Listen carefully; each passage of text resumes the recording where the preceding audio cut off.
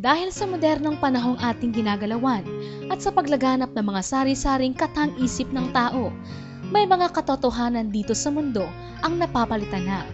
Inaakala ng marami na sa pelikula at mga fairy tales lamang nag-uusap o nagsasalita ang mga nilalang tulad ng mga puno at halaman at iba pang mga creatures.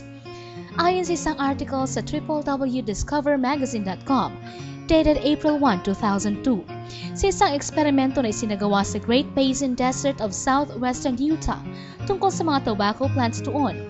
Ang halamang ito pala ay nagre-release ng volatile chemicals o mga kemikal na humahalo sa hangin upang tawagin ang pansin ng mga wasps o mga insekto para kainin ng mga higad na sumisira sa mga dahon ng tobacco plants. Sa makatwid, kahit hindi naririnig ng tao, lumalabas na nakikipag-usap ang halaman ng tobacco sa mga insekto sa pamamagitan ng volatile chemicals upang patayin ang mga higad na umuubos ng mga dahon nito. Gayun din ang mga puno ay may paraan din ng komunikasyon o pakikipag-ugnayan sa kanilang kapwa puno.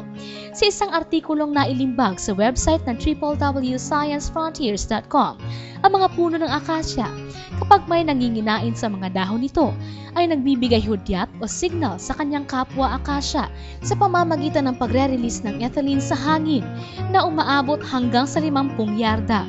Bilang paghahanda, kapag natanggap na ang signal na ito, ang mga dahon ng puno ng akasya ay nagproproduce ng malaking amount ng chemical na tinatawag na tannin na maaaring ikamatay.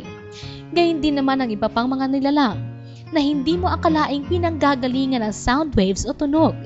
Ang mga bituin at iba pang bagay na nasa kalawakan sa karaniwang pangmalas ng tao ay nagbibigay tanglaw lamang sa gabi. Ngunit sa makabagong teknolohiya at kaalaman ng tao, ay may mga patunay na ang mga heavenly bodies gaya ng bituin ay nag-e-emit din ng sounds.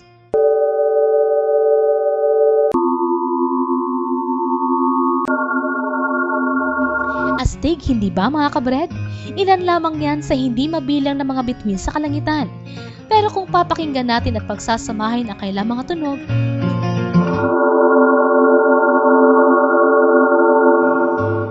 isang musika mula sa kalawakan. Siyempre, bukod pa ito sa mga musika ng kalikasan na ating napakikinggan tulad ng huni ng ibon, lagaslas ng tubig sa batis, langit-ngit ng kawayan, pagaspas ng mga dahon ng punong kahoy, ang alon ng dagat, at higit sa lahat, ang awit ng mga taong tumatanaw ng utang na loob sa Diyos. At hindi naman ito katakataka mga kabred, dahil sa aklat ni Propeta Isaias, Kapitulo 44 at ang talata ay 23, ay matagal na itong nakasulat, kung saan inuutusan ng Diyos ang kanyang mga nilalang na umawit at magpuri sa Kanya. Magsiawit o kayong mga langit, sapagkat nilikha ng Panginoon, kayo'y magsihiyaw, mga lalong mababang bahagi ng lupa, kayo'y magbiglang magsiawit, kayong mga bundok o gubat at bawat punong kahoy na nandiyan, sapagkat tinubos ng Panginoon ang Jacob at magpapakaluwalhati sa Israel. Ito ay isa namang patunay kung gaano ka-scientific ang Biblia.